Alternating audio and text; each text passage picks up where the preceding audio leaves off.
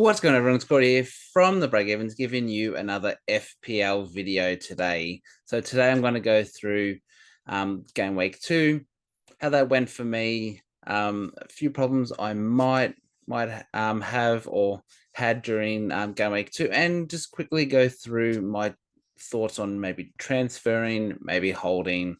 That is all to come today, though. So before we get into that, make sure you like, follow, or subscribe on all of our socials. So that is on Twitter /X at BreakEvensPod, on Facebook, the Break Evens Facebook page, and here on YouTube, the Break Evens, for all content: AFL, FPL, NBL, BBL, NFL, and NBA. Doing all of those fantasies right now. Very busy time. So if you're doing those, I will be posting most on Twitter and Facebook. And only on here on YouTube will be the FPL content. So with that being said, let's get into how my team went for game week 2. All right, so as you can see here, 76, not bad, not great. Overall rank of 2,192,077. Was on for a big one, but the Sunday, Monday, or was it Monday, Tuesday games? Nope, it was Sunday, Monday. They didn't quite work out for me. So quickly go through my team and what my thoughts are. So looking at goalkeeper and defense, Henderson. So they lost 2-0. So he's conceded 2 points there.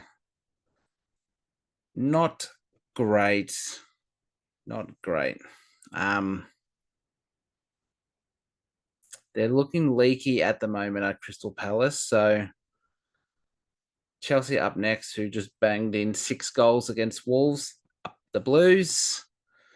That's not looking great. But then Leicester and maybe United, because they don't have a striker. So hoping he can turn it around.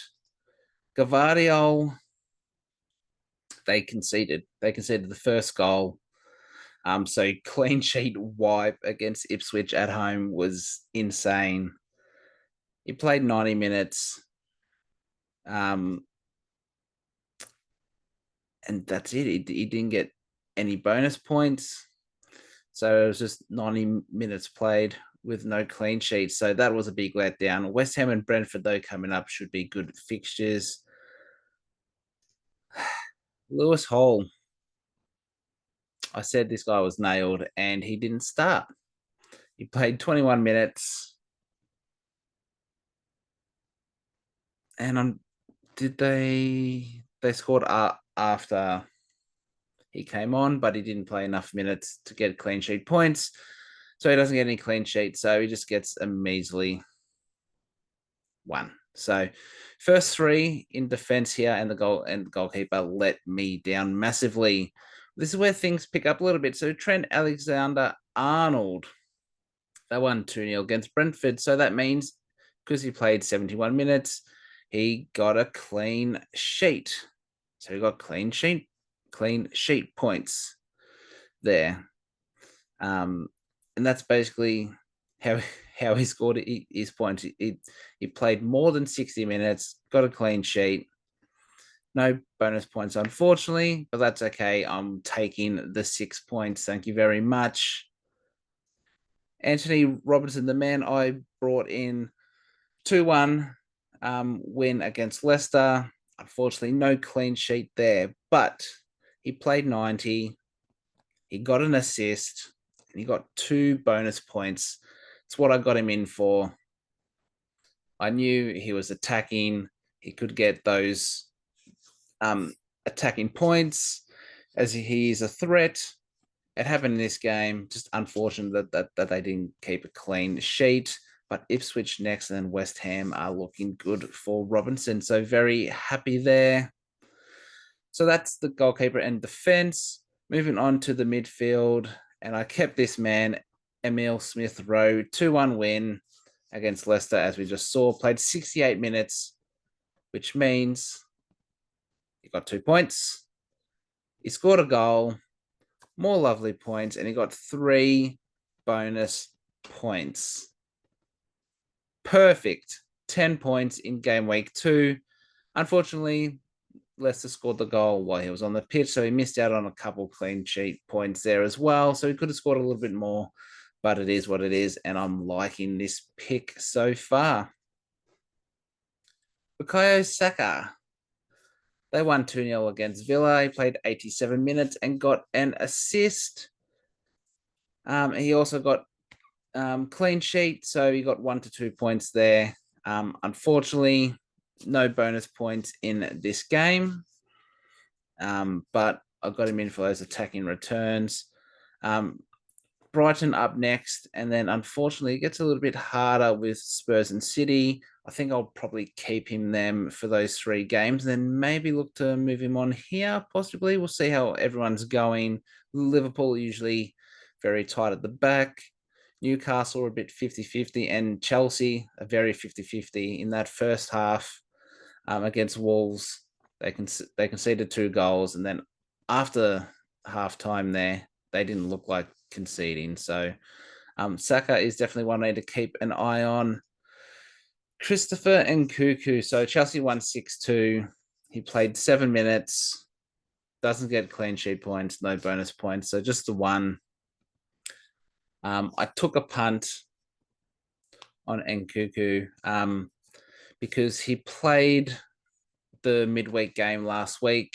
He played 60 odd minutes. So I had a feeling if he started, he would have only played 50 to 60 minutes, and I was hoping he'd get on the board there. Didn't happen. He started on the bench and came on very late. Didn't get going, but Crystal Palace, Bournemouth, and West Ham to come. Do we keep him? Do we not? I'll talk about that a little bit later and why. So make sure you keep watching for that.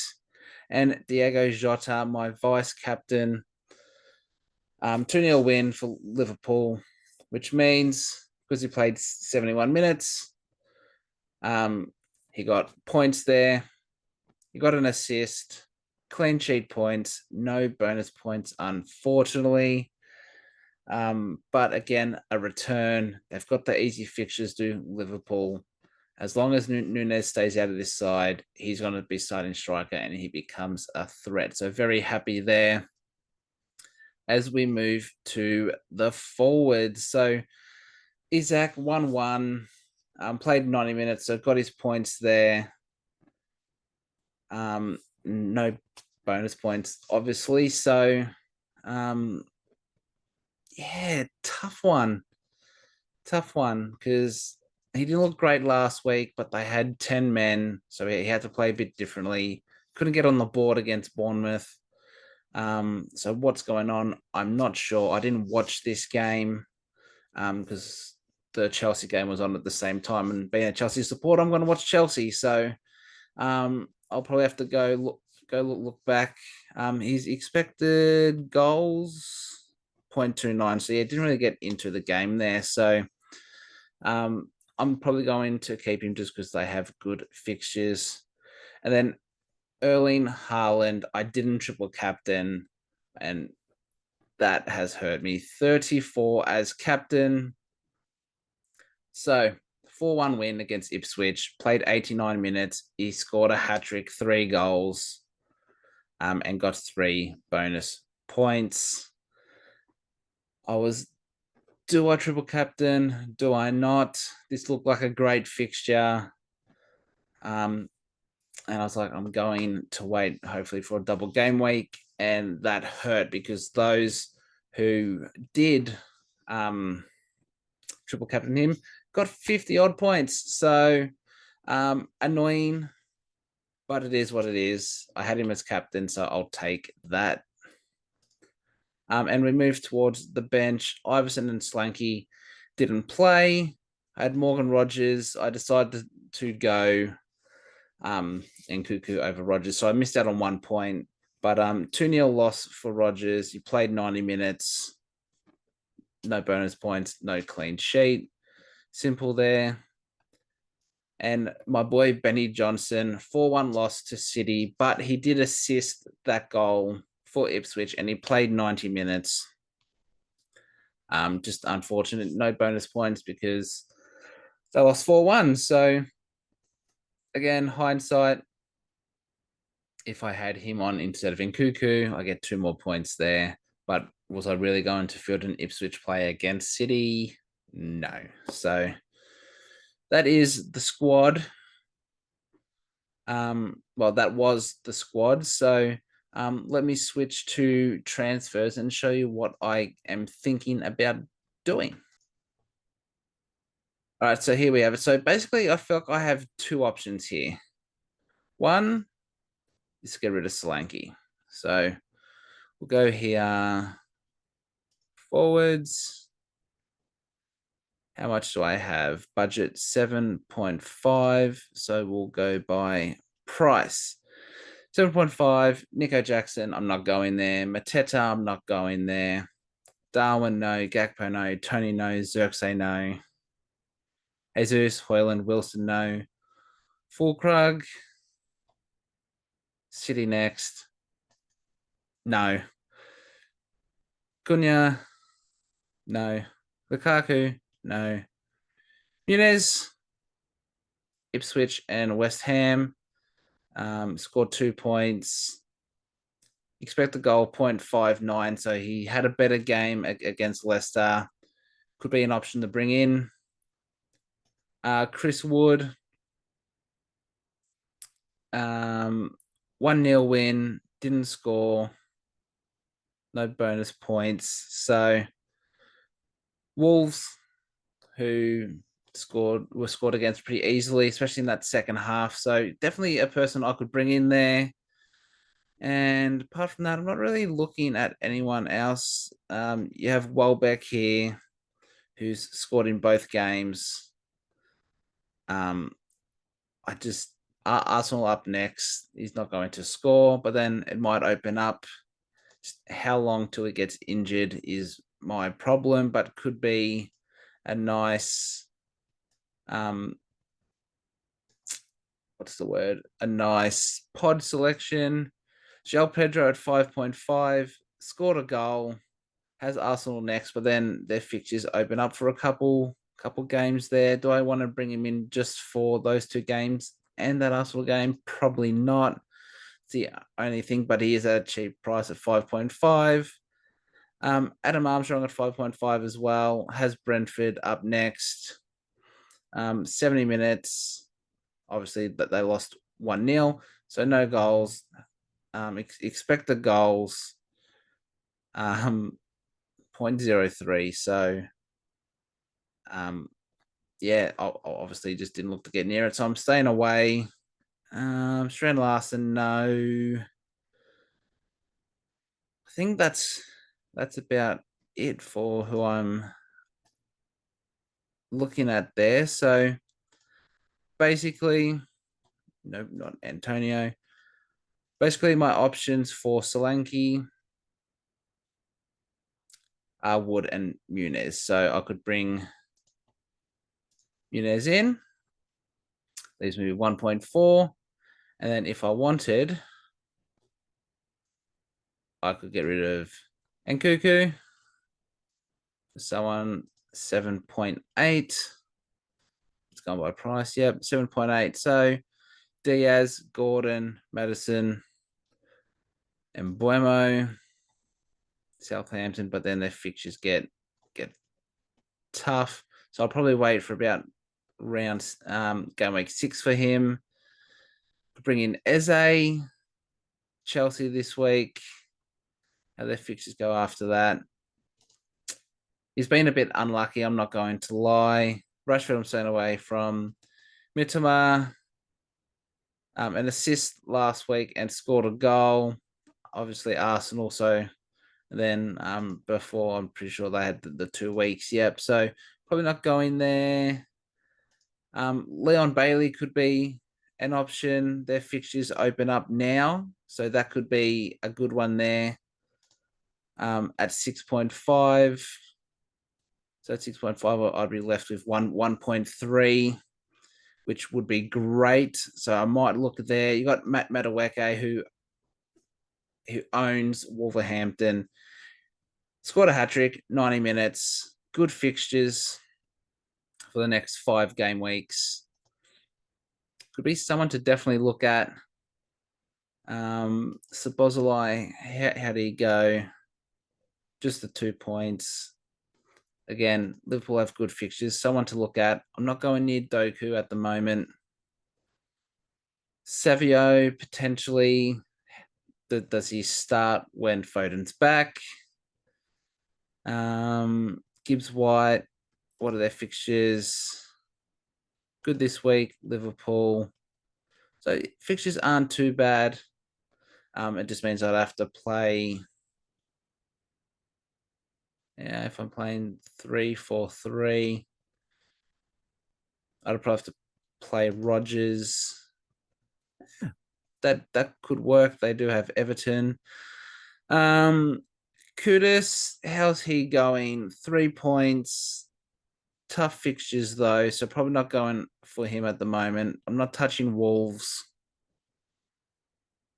And apart from that, I don't think I'm really going near anyone else because at these prices, not seeing anyone. You got Minter there for this week.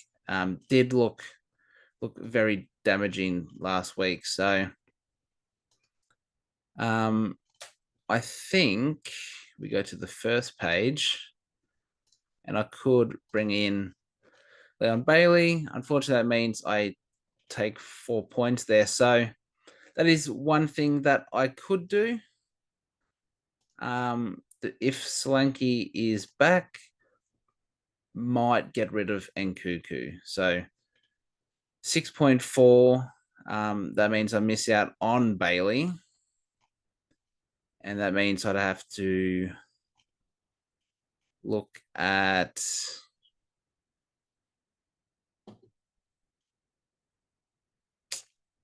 basically no one.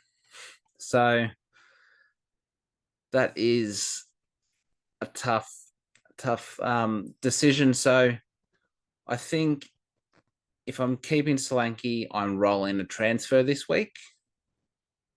Personally, if Solanke's out, then I might take that -4 hit early, bring him on. Now, with Nkuku, it's what I wanted to talk about. Chelsea's fixtures.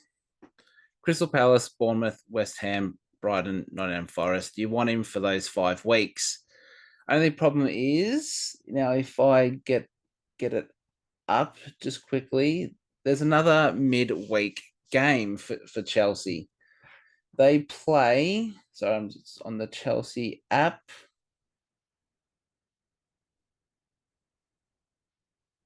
Who do that? They play Servette in the UEFA Conference. If Nkuku starts in that game, which I think there might be a good chance he does, I think the same thing will happen for the Palace game, in that he will come off the bench. If he doesn't start midweek, I think he starts the Palace game in the Premier League, so then he's a keep. So that is what I'm going to keep an eye on. Is this game is in 2 days, so that's Friday, 4:30 in the morning. Check the Chelsea squad for that game in the UEFA Conference.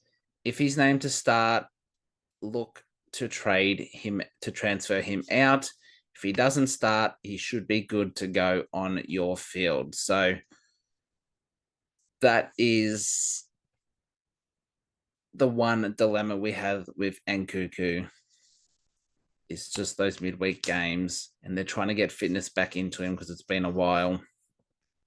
So that is very interesting. Now, we'll go back to pick team, and let's see how I want to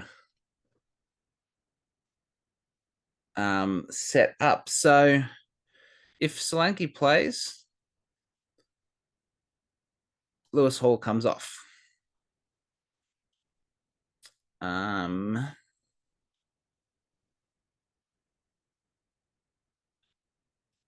And I think that's how I will look to line up. So we'll go Henderson, Gvardiol, Trent, Robertson, Smith Rowe, Saka, and Nkuku, Jota, Solanke, Isaac, and Haaland.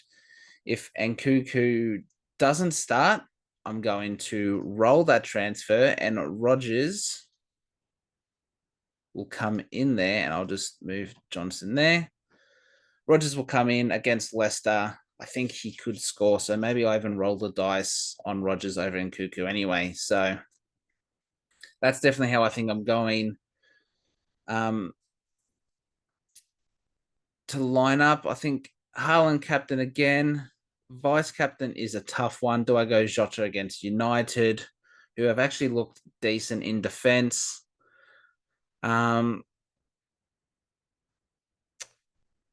Saka against Brighton.